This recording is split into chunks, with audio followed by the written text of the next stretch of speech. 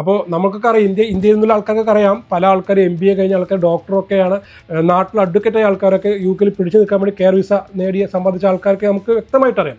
പക്ഷേ ഗവൺമെൻറ്റിൻ്റെ കണക്കിൽ നോക്കുമ്പോൾ കെയർ വിസയിൽ വർക്ക് ചെയ്യുന്ന പല ആൾക്കാരും ഈ പറഞ്ഞ പോലെ അവർ ക്വാളിറ്റിയുള്ള ആൾക്കാരല്ല എന്നും, അതേപോലെ തന്നെ സാമ്പത്തികമായും, കാരണം എന്താ, അവർക്ക് ശമ്പളം കുറവായിരിക്കും, അപ്പോൾ ഗവൺമെൻറ്റിന് ടാക്സ് അടയ്ക്കുന്നതും കുറവായിരിക്കും, അപ്പോൾ സാമ്പത്തികമായിട്ട് ഗവൺമെൻറ്റിനെ സഹായിക്കാത്ത കാറ്റഗറിയാണ് എന്നും ഗവൺമെൻറ് വിലയിരുത്തുന്നുണ്ട്.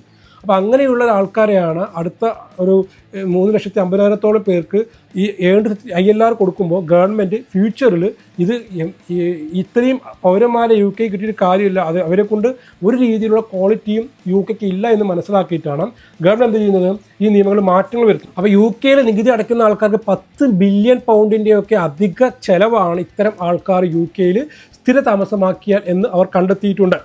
അപ്പോൾ അതുകൊണ്ടാണ് ഇത്തരം നിയമങ്ങൾ കർശനമായിട്ട് വരുന്നത്. അപ്പോൾ ഒരു ഏകദേശം മനസ്സിലാവാത്ത ആൾക്കാർക്കാണ് ക്ലിയർ ആയിട്ടുണ്ടാവും എന്ന് വിശ്വസിക്കുന്നു ഗവൺമെൻറ് എന്തുകൊണ്ടാണ് ഈ നിയമങ്ങൾ ഇങ്ങനെ സ്ട്രിക്റ്റ് ആക്കുന്നതെന്ന്.